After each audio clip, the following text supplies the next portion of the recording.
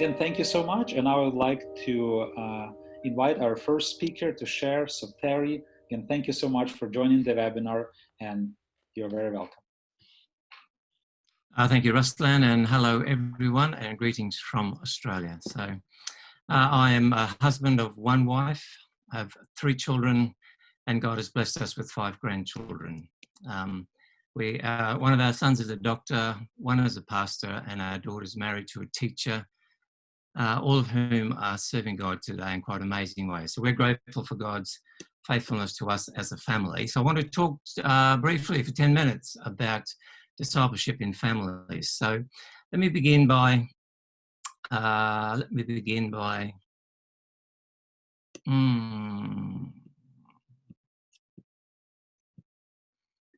apologies.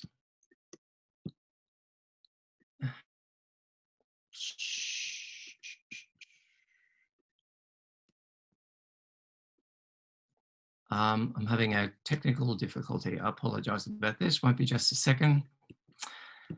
By the way, while Terry is bringing up his presentation on the screen, I want to share that today we have a record number of participants on the webinar, almost 60 people from all over around the world. So just want to thank you, and we are excited that the family topic has such interest. Thank you.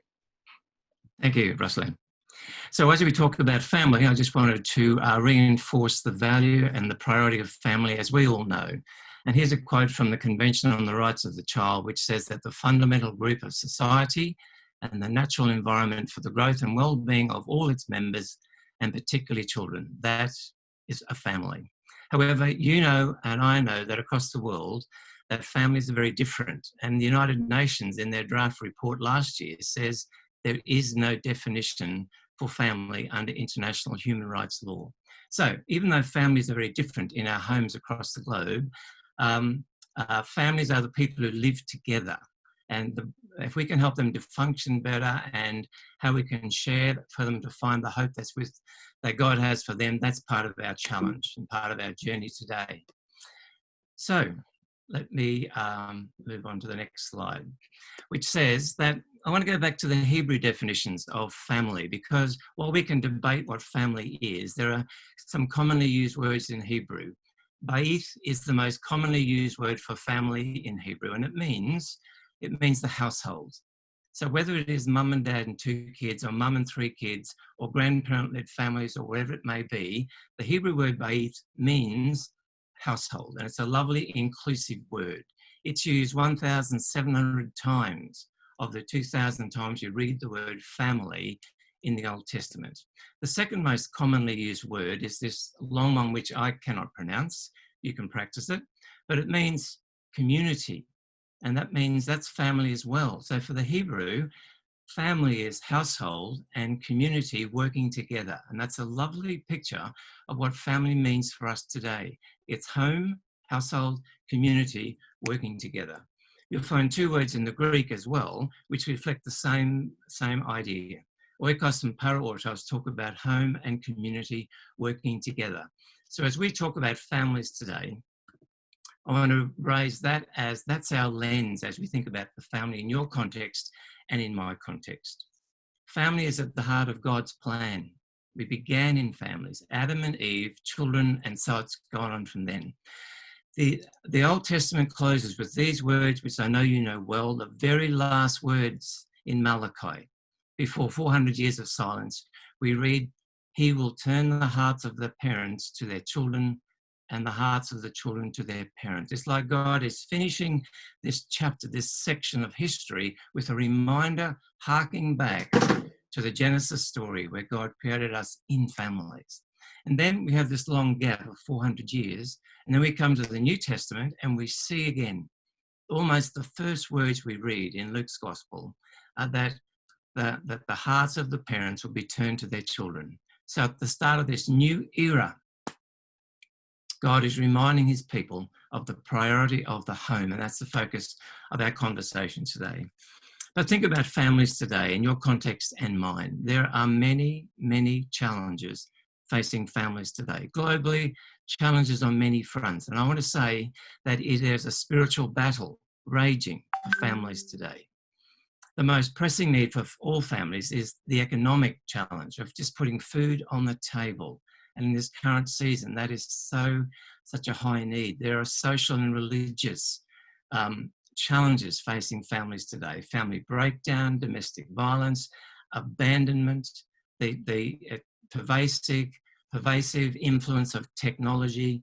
In a Western context, many parents are overwhelmed. There are a million books on Christian bookshelves about how to raise your children. There's ideas coming through the internet every day about how you can parent your child. We have prodigal children. We have children who have left the church and they've left the faith. So it's hard being a family today. And when we come to talk about discipleship in the home, that's in the context of all of these challenges that I've just talked about. So let me try and just simplify it down into some building blocks or a framework to frame a conversation that as we move into our breakout rooms and as we leave this webinar today.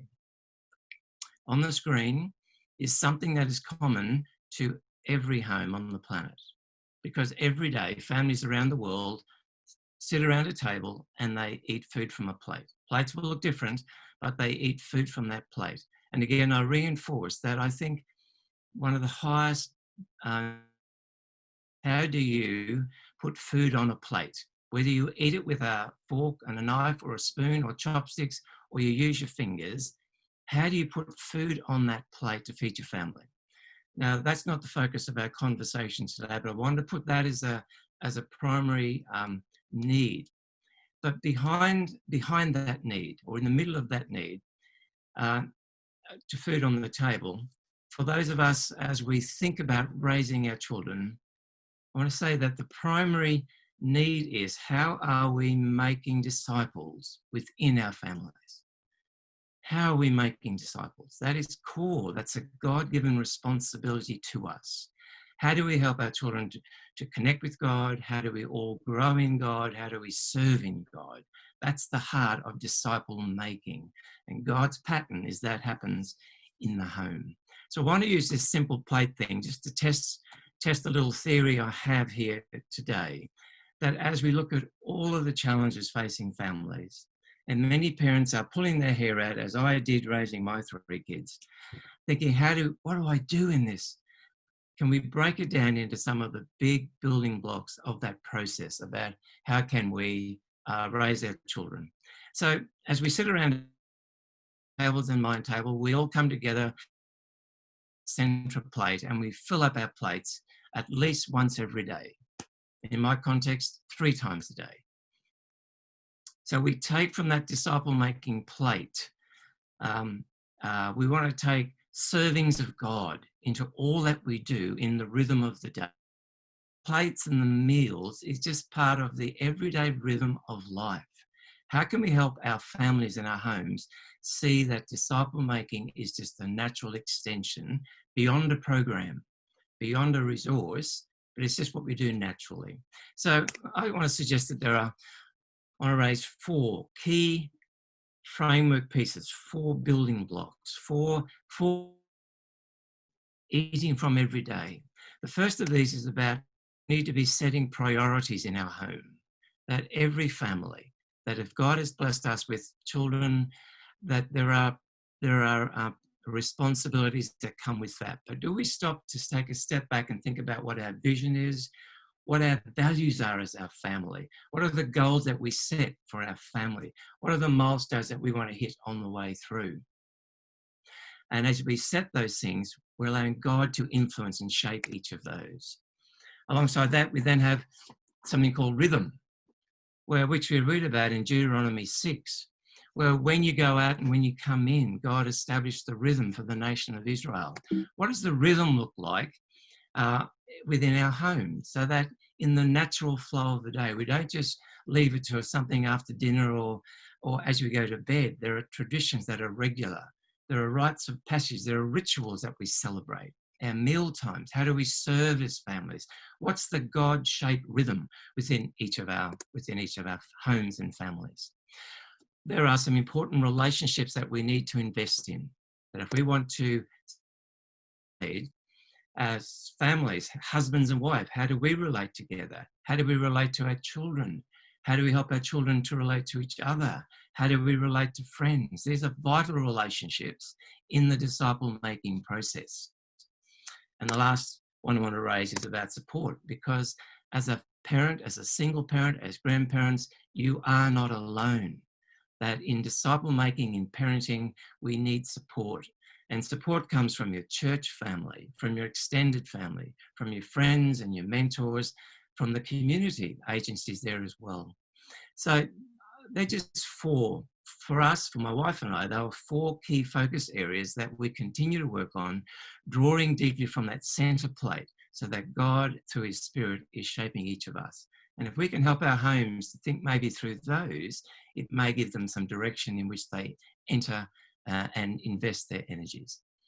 So in just a moment, I'll hand over to Matthew, who's going to dig a bit deeper into one of those.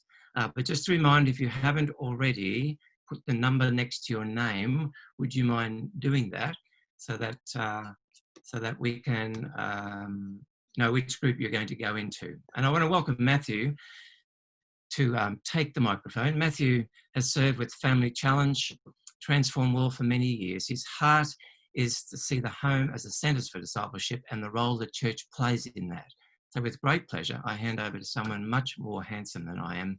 Matthew, the microphone is yours. Thank you. Thank you. Shalom. Greetings to all of us. We are just so thankful that so many of us are joining us for this webinar. I thank Brother Terry for the insightful thoughts that he shared.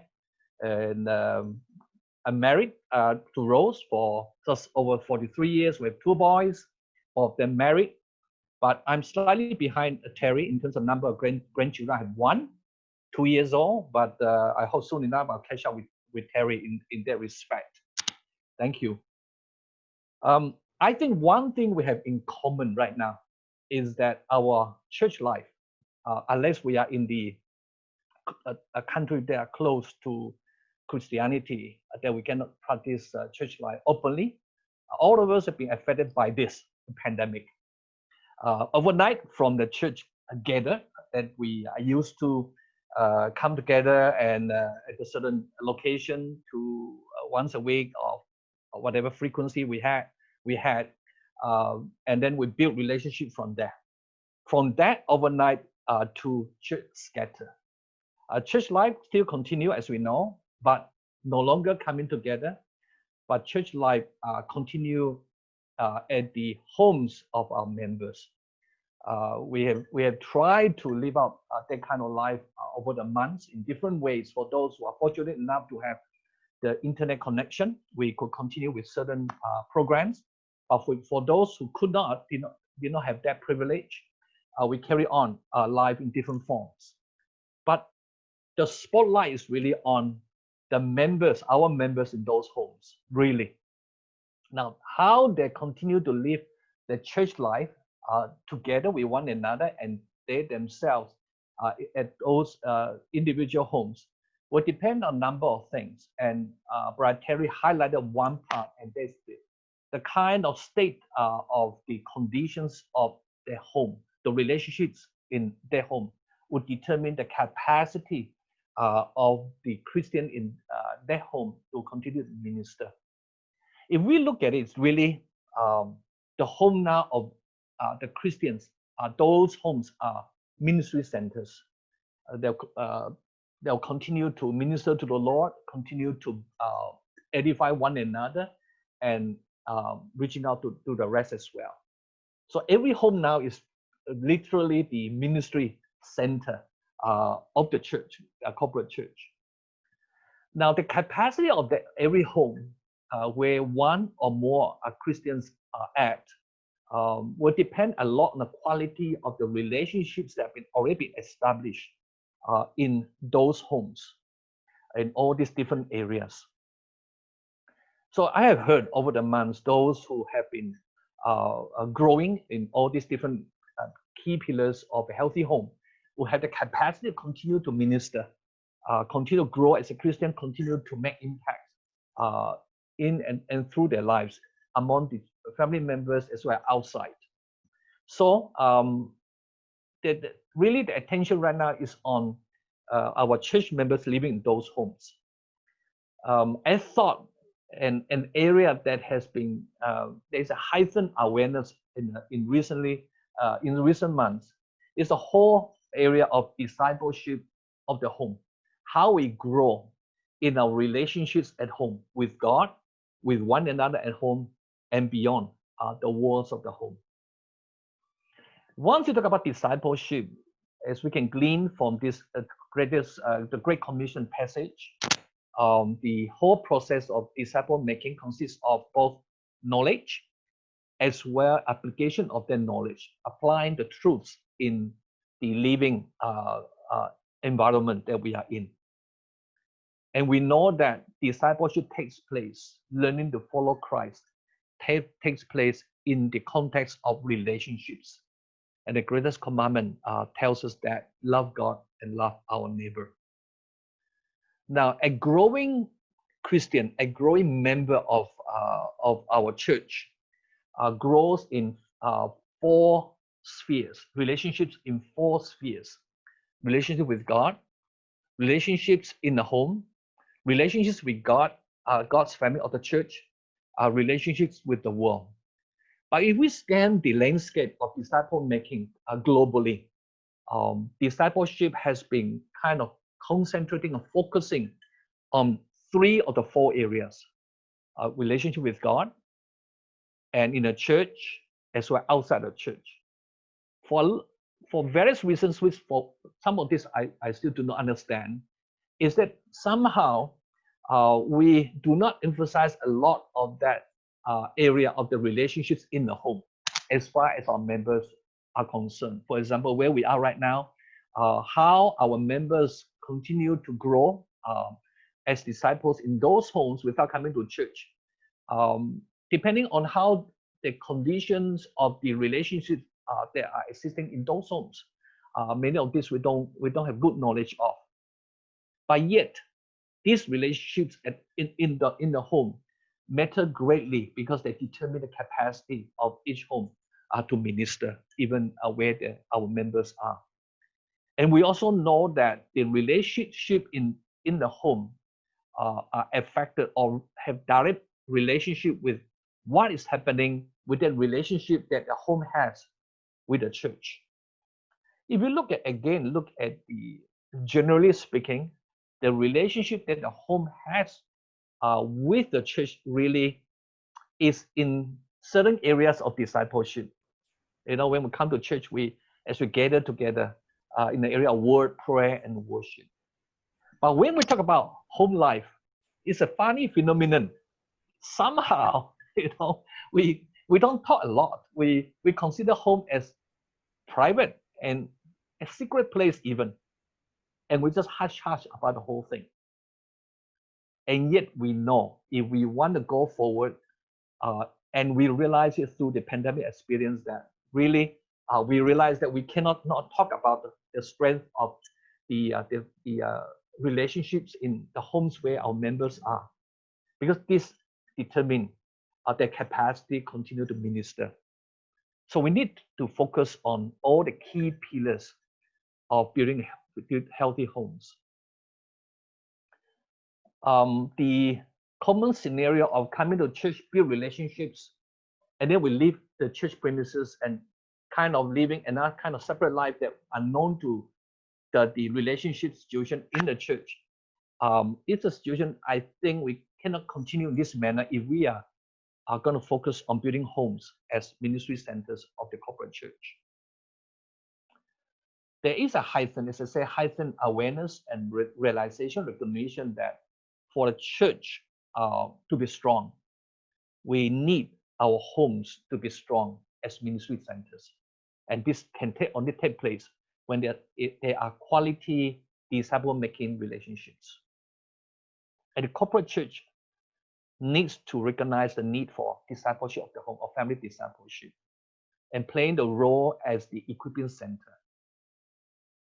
And I know that when we talk about this, we may have to wrestle with a number of issues for the corporate church. Area of why should we do this? Why among different things that we've already been doing, why we need to now focusing on discipleship of the home in those key areas, and how we're going to go about doing this, and what to do and how to do this. Likewise, we need to, for every home where our members are, the member will ask, why should we do this? Why should I, instead of being a very private place, why should I grow and to be opened up, to be equipped, to be discipled by the corporate church with that kind of relationship, disciple-making relationship that we need to be established to deal with this. So the member has to wrestle with the issue of the why and the what and the how as well. We see the need for building strong ministry centers, not only from the perspective of the corporate church, but from the perspective of a member as well. Looking at where we are during this pandemic, we see the tremendous struggles, especially for those who do not have access to internet and so on. How do we keep the church life going without knowing what is happening in the homes of our members? I think if we can just imagine every home where our members are at, growing spiritually, ministering among themselves, growing in terms of marriage, in terms of leadership, fatherhood, parenting, grandparenting, passing on faith, and the homes continue to grow, and the church as a body grows accordingly. And we can see that, we can see the vision, the scenario of wherever you are, as they're scattered in different homes, seeing our church life, the church vibrant in a location where in the city, on the village, on the town, where the church life is now growing in those homes. This is just a short talk. I know that there's a lot of things we need to cover.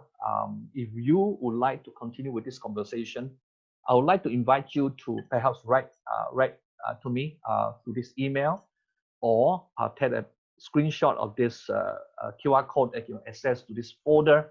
And in that folder, you also find the PowerPoint presentation of this my presentation, and a few other resources as well. So God bless you as we continue on to see how we can explore further in building every home as a ministry center of the corporate church. Thank you. Thank you so much. Thank you, Matthew. Thank you, Terry, for excellent presentations.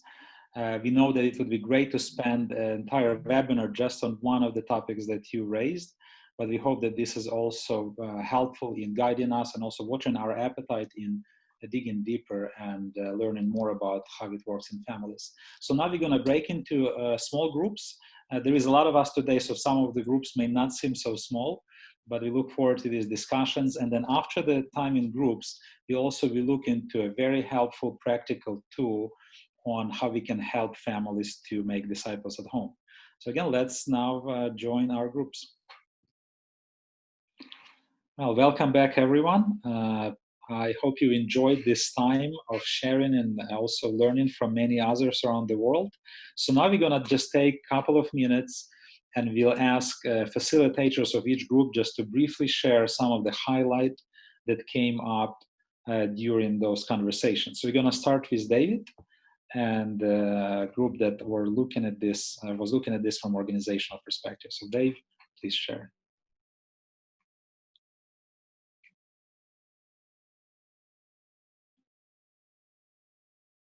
I hope that Dave is here. I don't see him though. Yes, he is back. Dave, you need please unmute your mic because. All right, sorry about that. Our group particularly appreciated the way that Matthew's presentation began, very simply saying, gathered church, scattered church, and the idea that the families are out there on their own. So the biggest message that came through from various different angles was we need to back up our parents. We need to connect with them. We need to be sure they're not alone.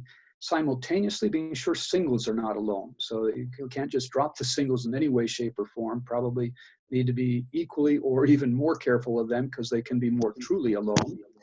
But backing up our parents, and probably the best way to do that is to orient our cell groups if we have cell groups. If we don't have cell groups, this is a far more serious, difficult time for our church.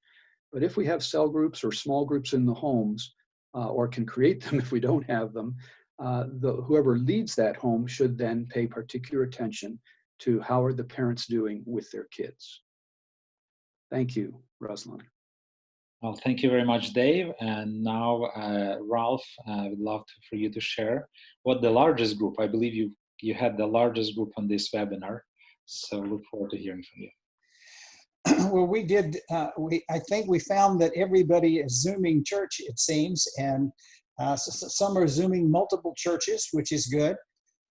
They're able to participate in multiple church services. Some are Zooming in with their children in various parts of the country or world and attending church services that way. I know that my wife and I are attending services regularly, and we share and we sing together, and you know, our two-part harmony in our church service. But the church has a great opportunity here, I think, to assist families as they learn how to do this together. And I think for most families, they've not done a lot of church together other than just attending. Now that they're responsible to do it in their home, we're finding ways to do that. Dr. Bob Moffitt shared with us about how he's reading to his grandchildren online. And I thought that was an excellent way of using his home as a ministry center. He's connecting with his grandchildren and they're reading books together. Ernie Frey was sharing how they are gathering their groups and let different ones write devotionals that then the families can use in their homes, and helping each other that way. So I think COVID has certainly, I think, enhanced in some ways the effectiveness of our families coming together and trying to do church in a way that we've never done it before. One great comment was made in that many people do not have access to internet, but most people have cell phones. And cell phones using an app like WhatsApp can connect people and multiple groups of people together, even on phones if they don't have internet service. So I think there are lots of good ways to maximize our assistance to each other and increasing the impact of spiritual growth in our homes during this crisis. Great. Thank you very much, Ralph. And I also had the privilege to facilitate the youth focus group. And some of the key things that came up in conversation, probably the most important one was about the need to walk alongside, to develop relationship with young people and walk alongside them, be it in home, when parents, if these are teenagers or young adults, they're still living at home, or in other ways, just to be very intentional about finding ways how to build and strengthen relationship and truly walk alongside them is that journey. There was also an interesting observation from one of our group that young people does not seem to be, or youth does not seem to be engaging a lot on Zoom with church services. So that was an interesting question, how we can, as a church, can help young people to engage more, but also how we can help parents to engage with children, especially now that most of them are spending time at home. And again, there was another sort of highlight of the importance of parents taking responsibility for discipling their children, especially now in this season. So that was from the youth group. And then let's also hear from Matthew on how the family, all of this is a family conversation, but let's hear what designated family group talked about? Well, our group, interesting group, from Asia, from South America, Europe, and so on. We have, you know, our discussion center on also the issue that been raised up in other tracks as well. How do we engage the parents in the whole process of raising up the next generation? There are several of the participants are actually from the children ministry side. So how do we kind of bring the parents on board in the whole process? You know, engaging the family in that sense, rather than just plowing alone without any or little participation from the families or the children. So this is actually the main focus of discussion. Well, thank you very much, Matthew, and thank you, everyone. And now we are going to look at a new, relatively new, but very exciting and very effective tool that equips now thousands and thousands of families around the world to disciple their children, to disciple their household. So now I'd like to invite Pedro Mateos from Sports Moments to share about Family Fit. Welcome, Pedro.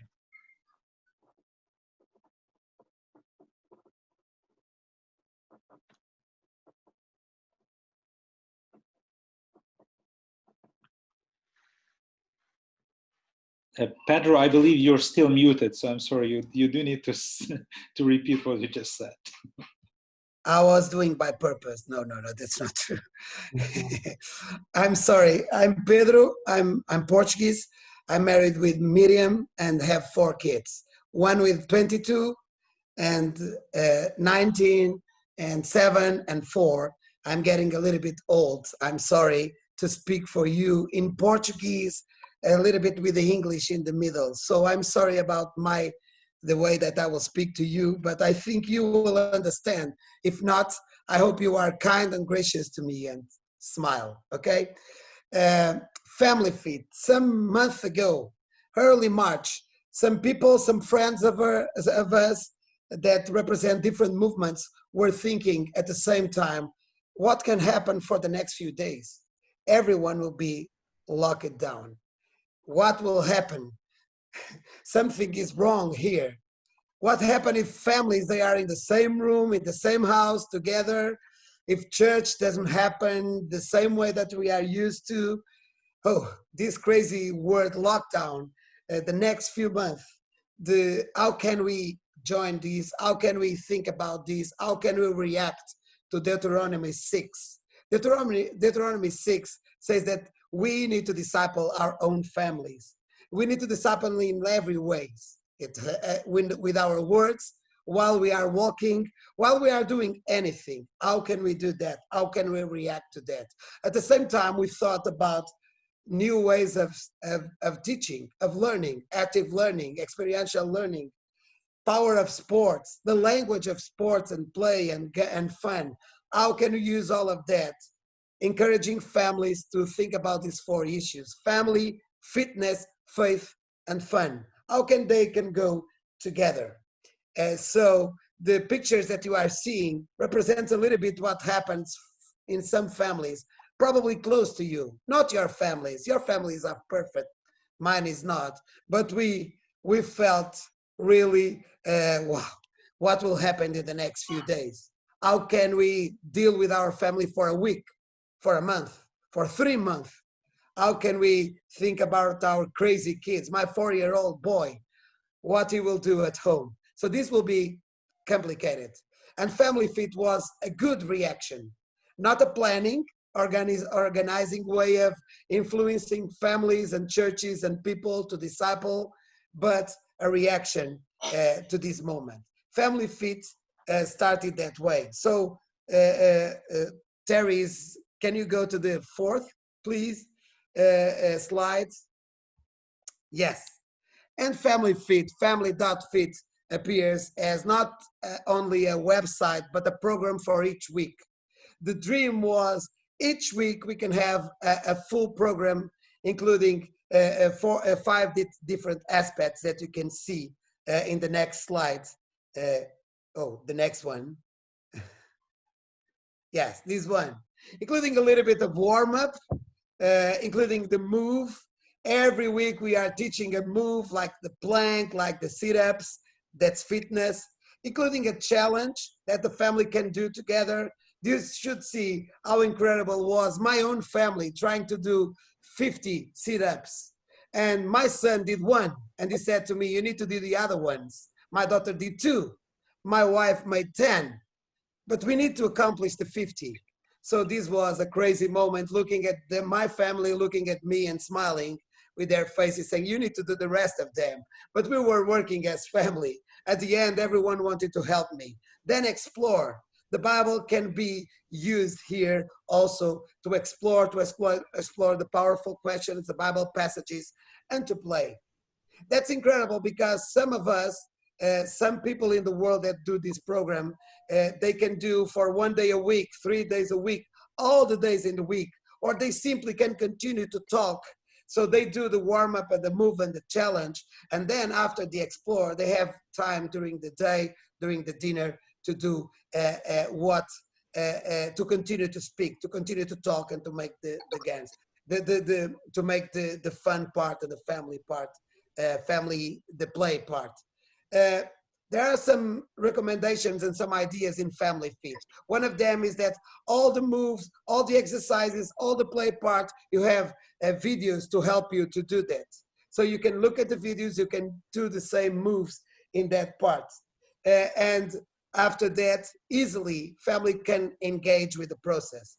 This is part of the new curriculum. So the first season had 13 sessions. The second season, this one growing together as 12, will have 12 or 13 weeks also. And every week you can go to family.fit and download easily the programs to encourage your family doing each week, to continue to do that. 170 countries are doing, are at least having any kind of reaction with the website or with the Facebook page, and receiving Family Fit.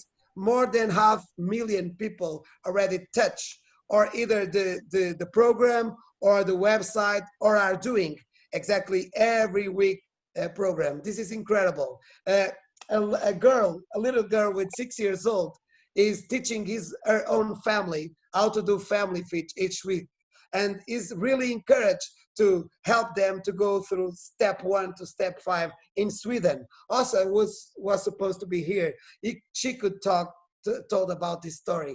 That's incredible to hear how a 6-year-old girl can influence her family to do this program. Or Marcos is here from Argentina, and at home camps in Argentina are using Family Fit program as their own process of engaging with the Bible during all the week, and doing the fitness part and doing the fun part. A pastor in Portugal decided in Family Month in May to simply use Family Fit as the process of the church to engage with the Bible, to engage with the services on Sundays, and to be active during the weekdays to read the Bible together, to do fitness together. Lots of other stories, like a school in Brazil, 1,200 kids and their parents and their families are using Family Fit as part of their curriculum in sports. So this is how Family Fit is working, is serving. 28 languages are being translated at the same time, all of this in 4 months. Simply because we love God, all of us. We want to engage with the churches. We want to encourage the families to make disciples and to do their own discipleship process. And because this is a movement process, lots of movements, lots of organizations, lots of people, more than 220 writers at the same time in different areas. Translators are being active every week to have Family Fit in your hands every week. So the encouragement is use it, adapt it, use in your own ways, involving the churches and the families to use Family Fit. This is for free. This is an open source. All of you can use, and please, I will be here 15 more minutes if you need, and if you have any other questions. Thank you for the time, and I hope you understood at least half of the things that I said, because it was a Portuguese and English at the same time, but I did my best, almost my best, and hopefully you were gracious to me. God bless you. Thank you. Well, thank you so much, Pedro. Your Portuguese English was great. So I think Oh, thank you. Thank you. You are very kind. well. Thank you so much. And also, just praise God for the team that is working on Family Feed. As Pedro said, it's completely free. And it's also an amazing example of a collaboration between many different movements in God's kingdom. Global Children's Forum, Sports Movement, 414, a number of youth networks. So among other things, I think it's a major inspiration for all of us who wants to see church truly being as one, operating in unity, and also making this kind of impact. So feel free to engage, to use this resource, and probably also there are ways where you can become a part of that growing team that is working on Family Fit. So we are going to be closing in a few minutes. A few moments. I just want to share some things as we are looking into the future. First of all, thank you so much, everyone, for this webinar, web conversation, especially Terry, Matthew, Pedro, all the group facilitators, and everyone who is on this call. Now, we are going to take a break. So the next web conversation of the Forum for Disciple Making will not be happening in 2 weeks from now, as usual, but will be happening in 1 month. So we're skipping one time. And then our next webinar is going to be on August 18th. And we will look at what makes disciple making difficult. What are some barriers and what are the ways how we can address that? And we'll have Bob Moffitt and Esma Bowers and others joining in and sharing about their experience. And also, we're also going to make some change into how we are doing these webinars. There have been a number of requests to have more content, sort of a little bit more teaching. So we're going to experiment with a new format when we'll have 45 minutes that will be focused on stories, on sharing, on content, and then we'll add on the time, a bit of a more time in groups, about 20, 25 minutes, and we'll actually close with the groups. So those groups and those people who would like to stay a little longer, they'll be able to do it in the groups, but the actual webinar will have 45 minutes without the group time. I think I got this right, maybe give or take 5 minutes. So again, we are looking forward to see you on August 18th. Also feel free to share this with other leaders, with your networks. And we also will be in touch via newsletters of the Forum for Disciple Making. As always, this webinar is being recorded, so you'll be able to access it on YouTube. There will be newsletter coming with all of the links. And I think for now, this is it for today. Again, thank you very much, everyone. Many blessings to you in your homes, in your churches, in your organizations, as we all are continuing to follow Christ and helping others to do the same.